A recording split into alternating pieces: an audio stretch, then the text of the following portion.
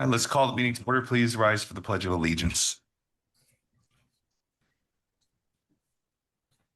Allegiance to the flag of the United States of America, to the republic for which it stands, one nation, under God, indivisible, with liberty and justice for all.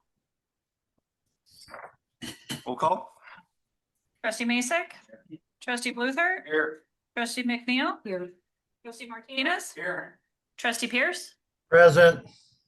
Trustee Peterson? Mayor Gardner? All right, we have one trustee remotely tonight.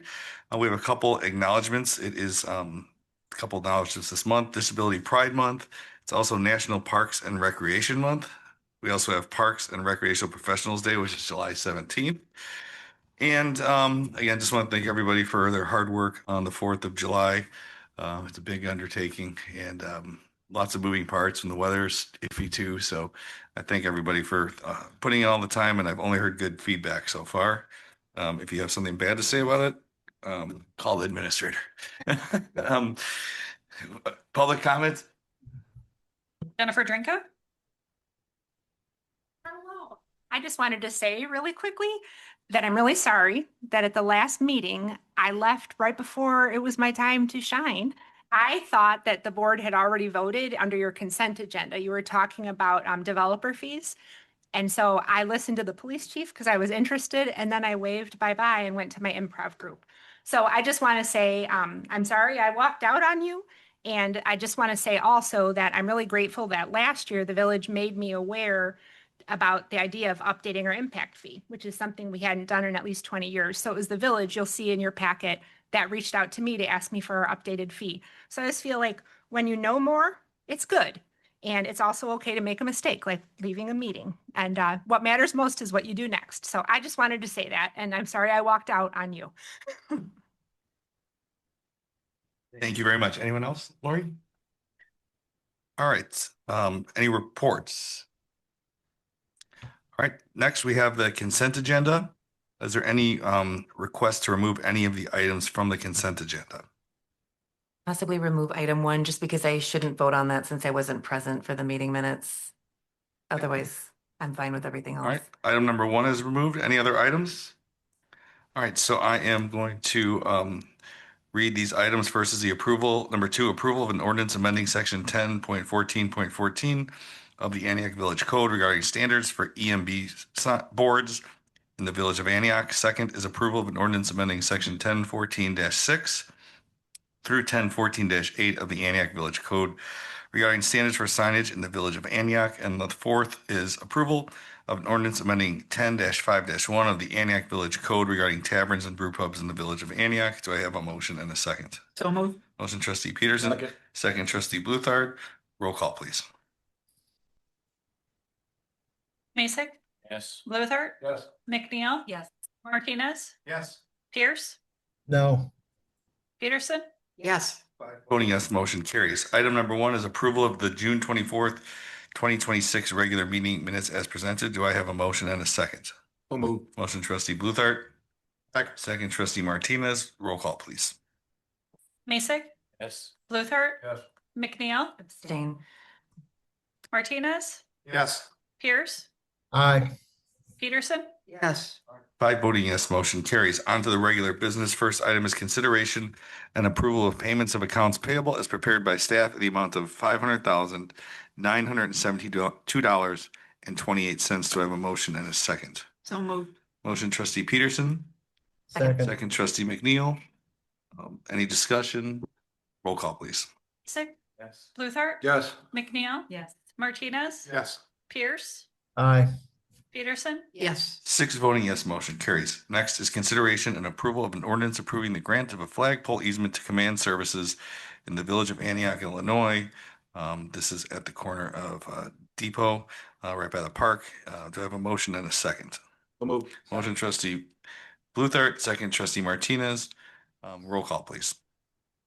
Masek? Yes. Bluthart? Yes. McNeil? Yes. Martinez? Yes. Pierce? Aye.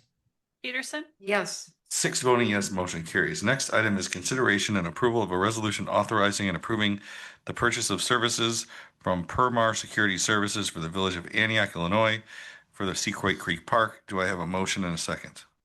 Motion trustee Mason, Second. second trustee Bluthart. Roll call, please. Mason, Yes. Luther, Yes. McNeil, Yes. Martinez, Yes. Pierce, Aye. Peterson, Yes. 6 voting yes, motion carries. Next item is consideration and approval of an ordinance granting a Class A restaurant full-service license to Bless Your Heart LLC located at 480 Orchard Street. The owners are here for any questions. This was a change in the corporate structure and corporate name. We had approved a license for them 2 years ago or so, I believe, last year. So that was what this item's regarding. Any questions on this item? All right, roll call, please. Oh, sorry, I need a motion in a second. So moved. Motion trustee Bluthart. Second. Second trustee Peterson. Roll call, please. Mason, Yes. Luther, Yes. McNeil, Yes. Martinez, Yes. Pierce, Aye. Peterson, Yes. All right, 6 voting yes, motion carries. Next, item number 9 is consideration and approval of a resolution authorizing the village administrator to proceed by owner purchases relating to improvements at Centennial Park in the amount not to exceed the cost opinion of $244,402. Do I have a motion and a second? So move. Motion trustee Peterson, second trustee Mason. Anything on this item? Roll I call, got please. something. Oh, I got Scott, something. go ahead. Yep. It's hard to tell in the agenda package what all we're paying for the $244,000. I mean, it says this is like the pickleball's not covered yet, the benches aren't covered, signage, heritage signage isn't covered. And then there's a piece of paper in there that has a list of $16,000 worth of items, but there's no real breakdown of what we're paying for in this and how much more we're expecting to pay for parks. So could Parks kind of give us a rundown, please? Yeah, I'll give a summary, and then if we need more, I'll ask Cade to come up. So we now have all the quotes. When we issued the packet a week ago or whatever, prior to the meeting, we were still waiting for certain quotes. At this point, we have received all of the quotes at this time, and we know that those quotes will come in under the cost opinion. So the cost opinion is $244,402, and we have quotes that will total $242,198. So it'll be $2,200 under the cost opinion. And for that, the playground will be purchased. That is $160,260. Let me clarify. It's already been purchased. The board authorized that previously, so that's in this total number. We now have the quotes for fitness equipment, $14,094.70. The shelter, we have an updated quote than what was in your packet, but this final number will be $43,820 for the shelter. The bag toss and table comes in equal to the cost opinion, $5,740.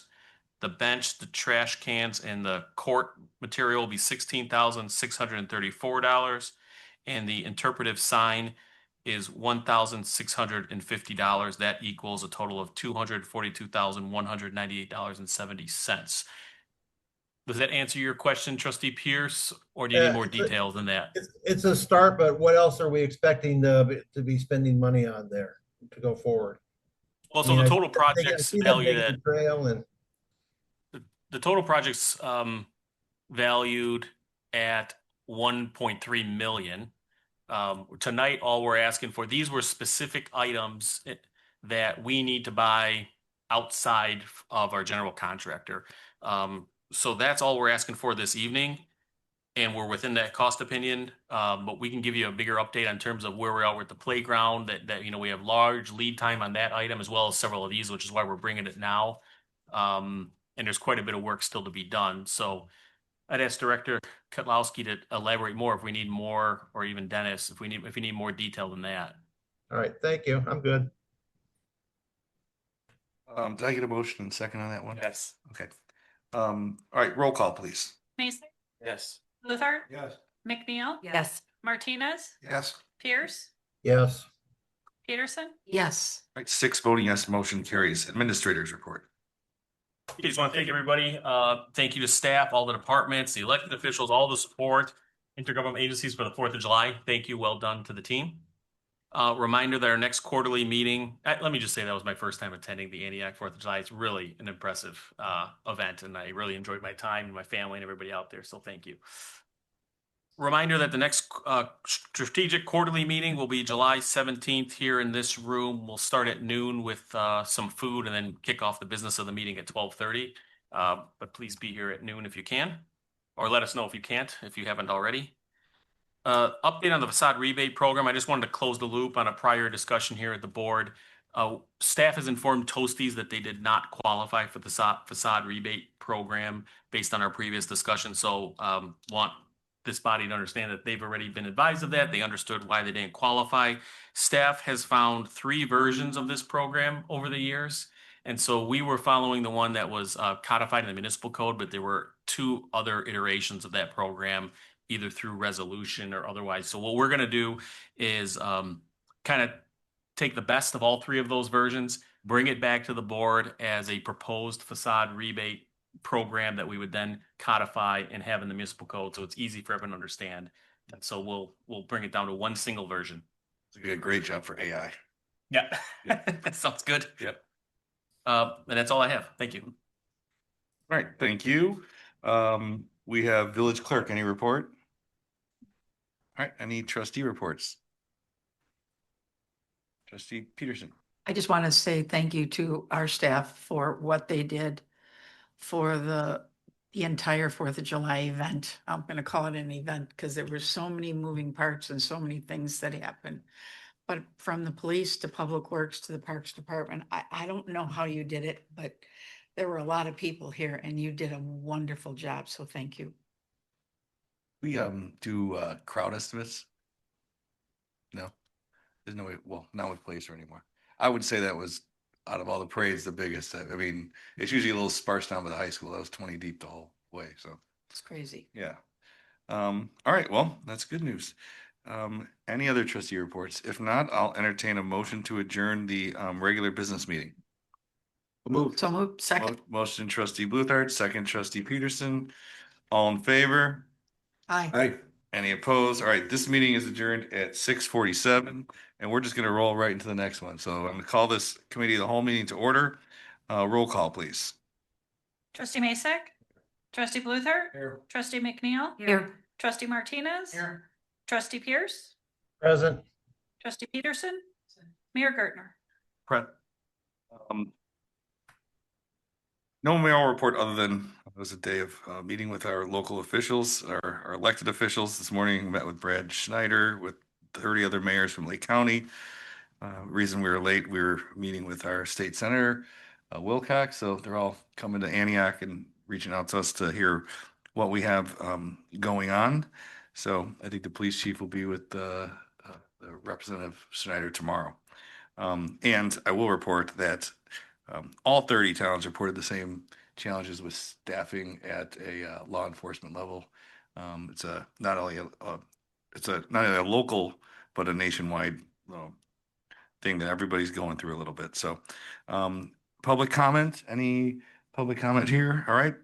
Regular business. First is approval of the June 24th, 2026 committee of the whole meeting minutes as presented. Do I have a motion and a second? Move. Okay. Motion trustee Peterson, second trustee Martinez. Roll call, please. Masek? Yes. Bluthart? Yes. McNeil? Abstained. Martinez? Yes. Pierce? Present. Aye. By voting yes, motion yes. carried. Bernadette? Oh, Was that a yes, trustee? That was a yes. Trustee Peterson? Yes. We're done. you vote, Rebecca? I said I abstained. Okay, so 5 voting yes, motion carries. Next is discussion regarding library impact fees. As you know, Director Drink is here and Board President Masek is here as well. So this is, I don't know who's leading the discussion, if the administrator is leading it. The floor is yours. I can note, and I'll ask Executive Director Drink to assist with the request, but we received a letter. It's in the packet. It explains the library's request to update their impact fees. This is codified in the municipal code, so not exactly sure what's happened in prior years for this district or other districts, but the fact that it's in the municipal code, it does require an ordinance to be amended. So it looks like we did do that last year, but the code still reflected something from 20 years ago. And so whether it's a school district or otherwise, they are, as I said, codified. So it does require action of the corporate authorities to make that adjustment. And so they provide a letter with their rationale of how they calculate it, why, what they're asking for, why it's otherwise less than what the CPI would have allowed for. And so that's the request this evening. Great. Discussion. Discussion from the board? Any discussion from the board on this? All right, everybody understands the impact fee, how that gets applied when the new houses are built, right? Okay. So we'll move that to the next board meeting for the regular business vote. Good. No, run. Like I said. That means run fast. Yeah, okay, yes, yes. Okay. Okay, so we expect it to come back at the next board meeting for final action. Okay. Yep, 22nd, right? All right, thank you. Thank you. Next, item 3 is discussion regarding vehicle impoundment fees. Chief?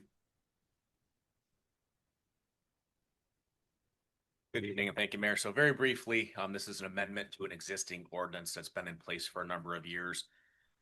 Bringing it in alignment with the state statute. So when the village adopted its impoundment and administrative penalty ordinance, gosh, I think it was somewhere circa 2010, the decision was made to limit it to the offense of DUI and DUI related revocations and suspensions. The state statute includes a much more comprehensive list of qualifying offenses for those that commit criminal acts within our town. That list was included in the memo that was part of the board packet. So I am seeking the board's support in aligning our ordinance with the state statute, as well as increasing the fees. As I had conversations with many of my peers, I came to find that the $250 fine that's been in place since this ordinance was created is no longer in alignment with most other communities. Most are levying a penalty of $500 for the qualifying offenses. So again, it's a expansion of the qualified offenses within the village to be in alignment with the state statute, as well as increasing our fee from $250 per offense to $500 per offense. All right, discussion regarding those costs. All right, moving on to the next meeting. Thank you, Chief. Next is discussion regarding zoning compliance certification, which is will be my favorite topic of the evening. So I'll leave that to the administrator to explain what that is. Yes, I know this has been a topic of the village for quite some time. So this is being proposed really as a less costly, less bureaucratic way, alternative to business licenses, but really accomplishes the same thing. And so new businesses, existing businesses that change their use or relocate would have to fill out a 2-page application. There's a copy of that in your packet. It asks basic questions: who you are, what are your hours of operation, what are you selling, are you storing any hazardous materials, those kind of basic things, so we can assess from a zoning perspective, are you a permitted use, are you a special use, are you complying with the zoning code prior to you opening. The other thing that it would allow for is a life safety inspection by the fire district. I know, speaking with the fire chief, this is something that they have asked for wanted for quite some time. They are often surprised when they see a business, just as we are, opening. They go, who are you? Why are you here? What have you done? We haven't checked to see if you have a fire alarm. We haven't checked to see if your exits are blocked by, storage boxes or something. So, and they don't have an occupancy load. So, most businesses want that. They want to know, oh, we're a bar that can fit 500 people max occupancy. So the fire district will do all of that for a new business at no cost. And it's really just a life safety inspection. I would suggest that if we had an in-house building inspector, we maybe want to consider having building division go in there also as a life safety inspection, but I don't think we need to start that at this point. I think that's something we can revisit. Really, I think fire could accomplish the life safety inspection at this point. So that's also another piece of this program. And once all that's done, and we've confirmed that you are in fact a permitted use, you don't need to come to the planning commission to get a special use first. We've confirmed that you don't need some other license from us, such as a liquor license or something prior to opening, or other regulations, and you've satisfied everything. We will issue you a zoning certificate of compliance. You have assurance from us that you are legal to operate, and there's no cost to this program, and the business could then operate. We would then have basic contact information and basic business information about who you are, what you're doing, owners information, tenants information, and those sorts of things. So as I said, it really accomplishes the same thing as a business license in a much more straightforward, less bureaucratic, less costly way, brings us quite a bit of benefit. But I would also say, and it's outlined in the memo, there are quite a bit of benefits to the business owner too, for reasons why they should want this and certainty for them prior to investing and operating a business. And I should say, nothing here waives our ability, if a business is doing tenant improvements, of course, they still have to come to us and get those permits. And so in that case, a building inspector would be part of it, but that's because there's a permit associated. So if you don't need a permit otherwise, I would suggest at this point, we don't include any building division services. Questions? I have a question.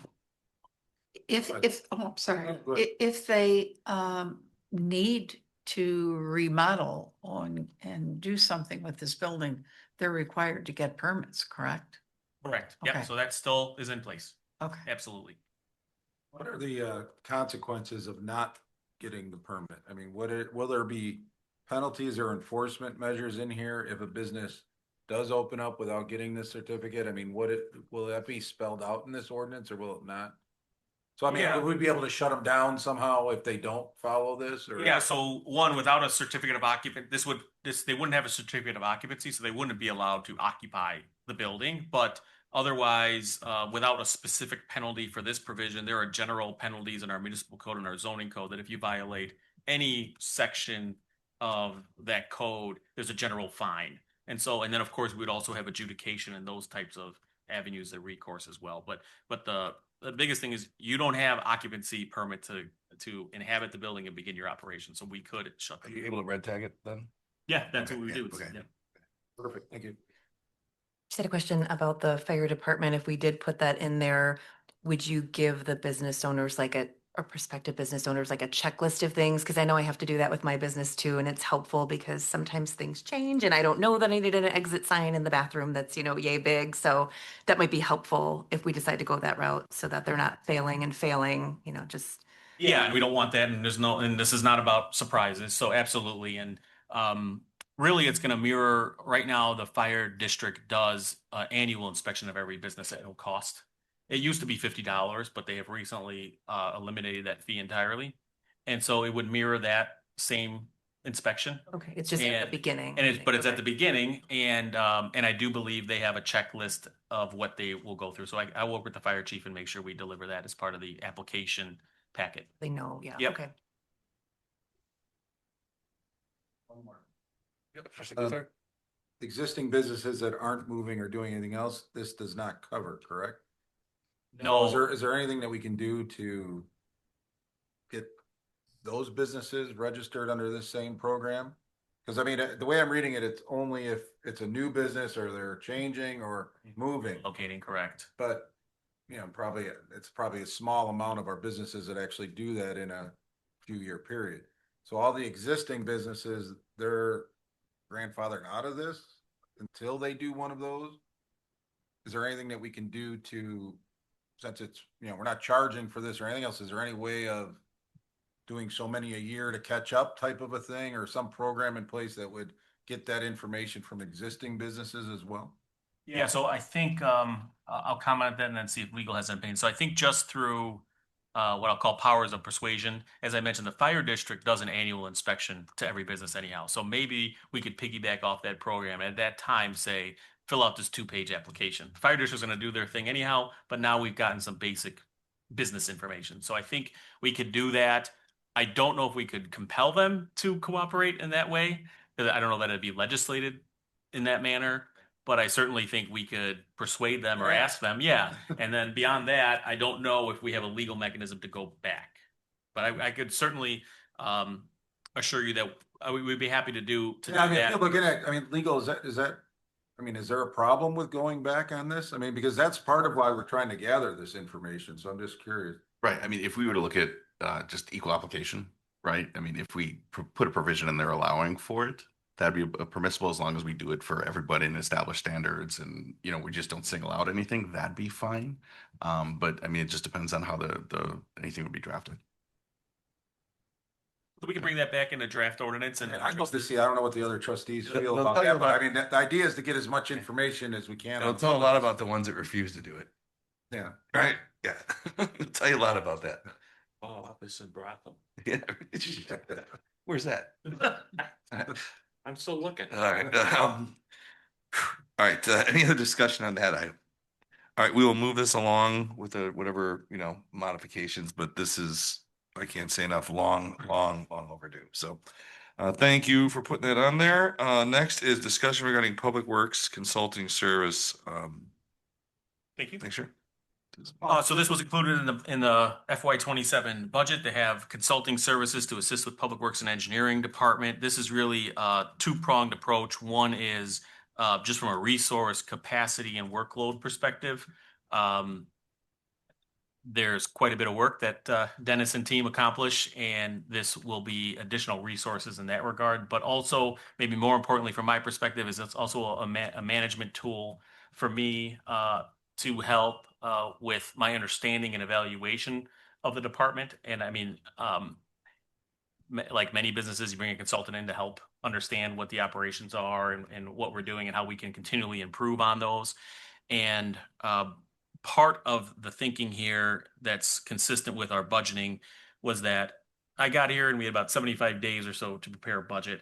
I was not comfortable adding any new full-time positions, and they were being contemplated for the Public Works Department as well as others. But when I come to the village board and ask for a full-time position to be added to the budget, I want that to have my full conviction behind it, and I was not prepared to do that in 75 days. So I said no new positions in the budget. However, I did ask the team to consider different contracted services. And so this is consistent with that. This allows us to bring in a specialized senior level expert on a temporary basis while we evaluate the long-term staffing needs of the department. So that's another important piece for me while we are doing the good work that the department needs to be accomplishing throughout. And so there's examples in the memo about some of the work items that would be included. And then this position, this individual, we know exactly who the individual would be in this case. And it's described in the memo with extensive experience in public works and engineering. And that would report formally to me, but work alongside Dennis. And really, as my conversations with Dennis have been, to consider them as your assistant director of public works to assist you, to help you, and then and also report to me so that I can understand the operation better and the needs of the department well. So that would I would like to do that for the next 8 to 9 months, and we entered budget process. I'll have a better understanding, and then we can decide: do we continue with a contract? Do we need no contract, or do we want to include certain full-time positions in next year's budget? But at that point, I would be able to speak to you all and feel informed enough to make a recommendation with what those positions might be. Discussion. I got questions. Sure, yeah, Trustee Pierce. It sounds like we're essentially contracting for a village engineer and that we're doing this to relieve Dennis of the engineering load that's thrust upon him when he's reviewing plans and all this stuff when Public Works needs his attention. Is that what we're really doing? Well, this individual is a professional engineer, and I think there's certainly engineering aspects related to this, but it's much broader than we're not hiring a consulting engineer. We have a consulting engineer. HR Green is our village consulting engineer. Now, this person, I think, could help oversee those engineering functions, and being an engineer themselves, might be able to find efficiencies with those reviews, may be able to do some of those things in-house that we don't have to outsource. So there's certainly a piece of it when it comes to long-term infrastructure planning and forecasting, which are some of the things contemplated here. I do think that having an engineer is a valuable piece to have, and having in-house, we don't have to pay those rates to HR Green every single time. But we're happy. I want to say we're happy with HR Green services. They are a consulting engineer, so that's a piece of the work that it's supplementing, but it's not the entire thing. Any questions? All right, we'll move that. One question. I think Director Lichterman touched on this, but this person, the chain of command would be Dennis telling this person what he needs help with. Is that kind of how it would work, so that we're not I don't know, this person's not coming in and overstepping or getting confused with what he's doing? Is that Yeah, how on to a change? day-to-day operational level, so there's always formal and informal authority, right? That's how I envision this being in practice. Those are the conversations I've had with Dennis. You should view this person as an assistant director of public works. You don't have that position right now. That might be one of the positions we recommend to you in the future. And obviously Dennis knows the operation very well. He's been here. This person should be doing that on a day-to-day operational level. Thank you. All right, we'll move this forward. Any other business? All right, I have a request to go into executive session for pending or imminent litigation, which is under 5 ILCS 122C11, with no further business to take place after executive session. Do I have a motion and a second? Motion trustee Peterson, Second. second trustee McNeil. Roll call, please. Mason, Yes. Luther, Yes. McNeil, Yes. Martinez, Yes. Pierce, Aye. Peterson. Yes. 6 voting yes, motion carries. We are now going into executive session. Everyone enjoy an early end to the meeting.